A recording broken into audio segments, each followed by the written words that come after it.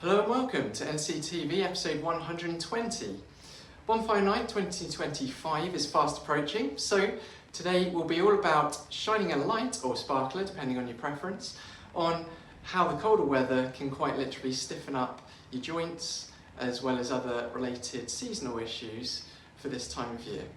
So I, like many, love a good firework display, the smell of bonfires and maybe the odd mulled cider, but there's nothing quite like British November chill to turn you into a human icicle.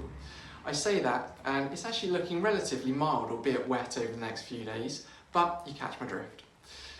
So let's crack on with some common cold weather complaints. At this time of year particularly, I start to see a rise in people coming into clinic with bonfire night related aches, which consist predominantly of stiff necks and shoulders from standing around looking up at the sky, lower back pain from hauling logs or pushing buggies or carrying kids on their shoulders, tight hips and knees as well from standing still in the cold, and cold sore or even white fingers from reduced circulation, sometimes linked to Raynaud's phenomenon. The cold causes muscles to tighten up and joints to stiffen, which not only makes the movement harder, but also increases your risk of twinges and strains. So why does this happen? When your body gets cold, blood flow is redirected to the vital organs to keep them warm, which is great for survival, but not so great for your hands and feet.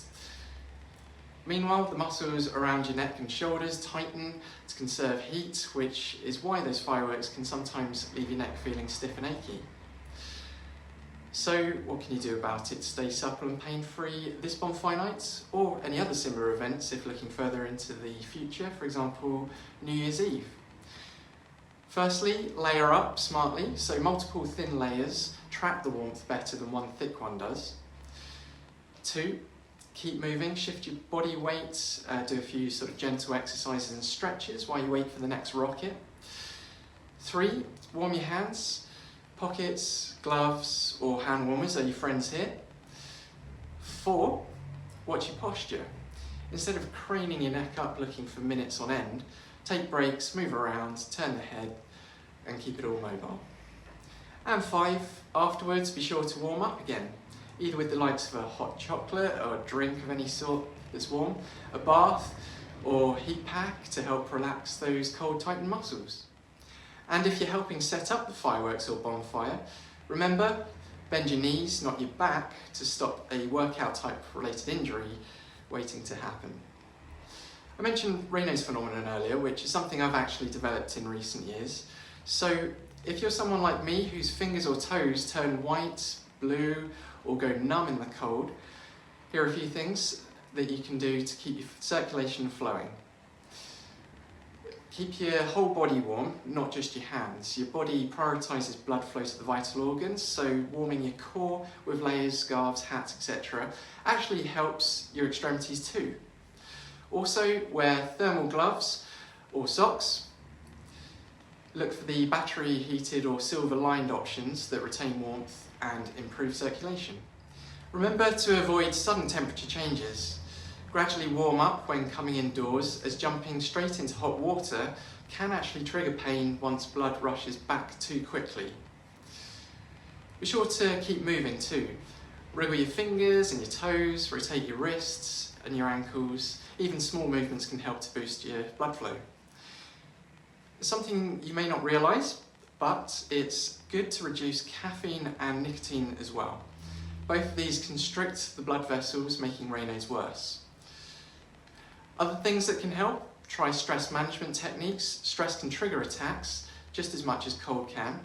So breathing exercises or mindfulness can really help in this case.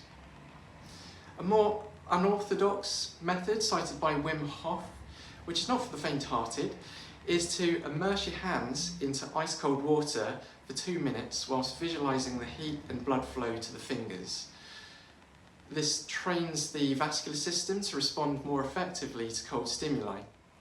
However, be sure to consult with a healthcare professional prior to this to ensure it's appropriate for you, especially if you have any underlying health conditions. Finally, some gentle massage can be effective. Soft tissue work and mobility exercises can help improve local circulation and reduce tension in the forearms, shoulders and neck, where blood flow may be restricted. Moving on, and if you do end up with some post-firework related stiffness, the likes of osteopathy and other physical therapy can help to ease tension, restore mobility and get your body moving freely again. A manual therapist can work on your neck, shoulders and back to release muscle tightness, improve circulation and rebalance posture, so you can get back to feeling warm, mobile and comfortable again. A fun fact here, so a bit of a pub quiz question, a not so fun fact really. Did you know that your muscles can lose up to 20% of their flexibility in cold conditions? This might help explain why you may be seeing more people moving like robots at this time of year in November. So remember, this bonfire night or even at New Year's Eve, enjoy the fireworks, but don't let your body be the one that goes bang, crack or pop. Stay warm, stay moving and keep those muscles firing safely. And that's it for this week's bite-sized bit to help your health flourish. See you again next time. Bye for now.